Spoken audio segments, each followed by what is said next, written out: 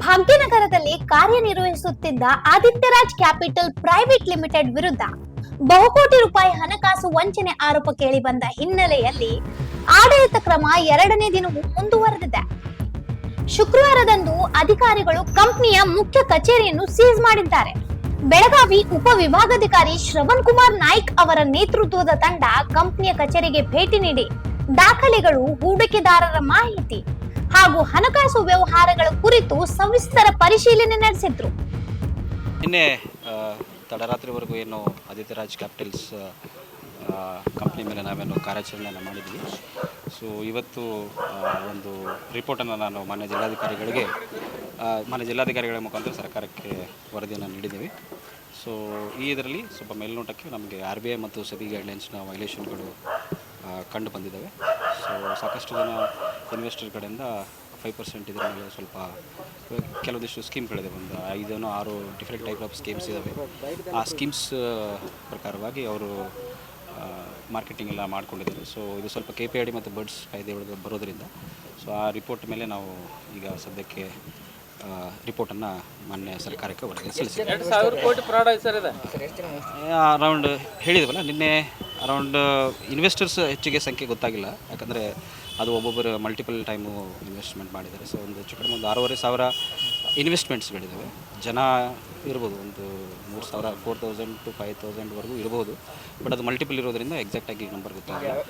ಅವರು ಇಲ್ಲ ಸೀಸ್ ಅಂದರೆ ಈಗ ಸದ್ಯಕ್ಕೆ ಲಾಕ್ ಮಾಡಿದ್ದೀವಿ. ಈ ಸದ್ಯಕ್ಕೆ ಮಾನ್ಯ ಜಿಲ್ಲಾಧಿಕಾರಿ ನಿರ್ದೇಶನ ಮೇಲೆಗೆ ARCS ಅವರು FIR ಕೂಡ ಮಾಡ್ತಾರೆ. ತದನಂತರ ಪೊಲೀಸರು ತಮ್ಮ ಮುಂದಿನ ಕ್ರಮ. ಪ್ರಮುಖ ಆರೋಪಿ ಎಲ್ಲಿದ್ದಾನೆ ಸರ್? ಏನು ಅವರು ನಿನ್ನೆ ನಾವು ಬರೋಕ್ಕೆ ಹೇಳಿದ್ವಿ, ನಿನ್ನೆ ಕಾಂಟ್ಯಾಕ್ಟಲ್ಲಿದ್ದರು. ಬಟ್ ಇದುವರೆಗೂ ಅವ್ರು ಯಾಕೂ ಬರಲಿಲ್ಲ. ಬೆಳಗಿನ ಜಾವನೂ ಮತ್ತೆ ಮಾಡಿದ್ವಿ. ಸೊ ಹಾಗಾಗಿ ಸ್ವಲ್ಪ ತನಿಖೆಗೆ ಸಹಕಾರ ಅವರಷ್ಟು ನೀಡಿಲ್ಲ. ಬಟ್ ನಮ್ಮಲ್ಲಿಗೆ ಏನು ಅವಶ್ಯಕತೆ ಇತ್ತು, ಏನು ಸಿಕ್ಕಿದೆ, ನಮ್ಮ IT ಟೀಮಿಂದ ಏನು ನಾವು ರಿಕವರಿ ಮಾಡ್ಕೊಳ್ಳೋದಿತ್ತು ಅಷ್ಟನ್ನು ಮಾಡಿಕೊಂಡು ತನಿಖೆಯನ್ನು ರಿಪೋರ್ಟನ್ನು ನಾವು ಕೊಟ್ಟಿದ್ದೆ. ಸರ್, ಈಗ ಮುಂದೆ ಸಿಬ್ಬಂದಿಗಳು ಹೇಳಿದ್ರು ಇವಾಗ ಕಣ್ಣೀರು ಹಾಕ್ತಾರೆ. ಆ್ಯಕ್ಚುಲಿ ಏನು ಎಕ್ಸಾಕ್ಟ್ ಆಗಿಲ್ಲ ಅಥವಾ ಏನಾದರೂ ತಪ್ಪು ಅವ್ರಿಗೇನು ಭಯ ಇತ್ತಾ? ಇಲ್ಲ ಎಂಪ್ಲಾಯ್ಗಳು ಸ್ವಲ್ಪ ಪ್ಯಾನಿಕ್ ಆಗಿದ್ದಾರೆ ಅಷ್ಟೇ, ಏನು ಆಗ್ತದೆ ಅನ್ನೋದು ಅಷ್ಟೇ, ಆ ಥರ. ಸರ್, ಇನ್ವೆಸ್ಟರ್ ಯಾರಾದರೂ ಕಂಪ್ಲೇಂಟ್ ಕೊಟ್ಟಿದ್ದಾರೆ ಅಥವಾ ಏನು ಸ್ವಯಂ ಪ್ರೇರಿತ ದೂರ ದಾಖಲಿಸ್ಕೊಂಡಿದ್ದಾರೆ? ಇದು ಮಾರ್ಕೆಟ್ ಇಂಟೆಲಿಜೆನ್ಸ್. ಈಗ ಮಾಲೀಕರಿಗೆ ಏನೋ ನೋಟಿಸ್ ಕೊಟ್ಟಿದ್ದಾರೆ ಸರ್ ವಿರುದ್ಧ? ಇಲ್ಲ, ಮಾಲೀಕರು ಬಂದೇ ಇಲ್ಲ. ಸೊ ಈಗ ನೋಡ್ತೀವಿ ನಾವು ಮಾನ್ಯ ಜಿಲ್ಲಾಧಿಕಾರಿ ನಿರ್ದೇಶನದಂತೆ ಈಗ ARCS ಅವರು ಒಂದು ಈಗ FIR ಅನ್ನು ಲಾಂಚ್ ಮಾಡ್ತಾರೆ. ಅದಾದಮೇಲೆ ಸದ್ಯಕ್ಕೆ ಬ್ಯಾಂಕ್ ಡೀಟೇಲ್ಸ್ ಎಲ್ಲನೂ ಹಾಕಿ ರಿಪೋರ್ಟನ್ನು ಕಳಿಸಿದ್ದೀವಿ. ಅಕೌಂಟ್ ಅದು ಯಾವ್ದಾದ್ರು ಸೀಸ್ ಆಗಿದೆ ಸರ್? ಅಲ್ಲ, ಎಲ್ಲ ಇನ್ಫಾರ್ಮೇಷನ್ ಕಳಿಸಿದ್ದೀವಿ. ನಾಳೆ ಮತ್ತೆ ನಿಮಗೆ ಜಿಲ್ಲಾಧಿಕಾರಿಗಳು ಮತ್ತು CP ಸಾಹೇಬರು ಇನ್ಫಾರ್ಮೇಷನ್ ಕೊಡ್ತಾರೆ. ಕಚೇರಿಯನ್ನು ಸೀಸ್ ಮಾಡುವ ಪ್ರಕ್ರಿಯೆ ಆರಂಭವಾಗುತ್ತಿದ್ದಂತೆ ಕೆಲ ಮಹಿಳಾ ಸಿಬ್ಬಂದಿ ಭಾವನಾತ್ಮಕವಾಗಿ ಕಣ್ಣೀರು ಹಾಕಿದ ಘಟನೆ ನಡೆಯಿತು. ಕಚೇರಿ ಹೊರಗೆ ಕಾಯುತ್ತಿದ್ದ ಠೇವಣಿದಾರರು ಆತಂಕ ವ್ಯಕ್ತಪಡಿಸಿದ್ದಾರೆ.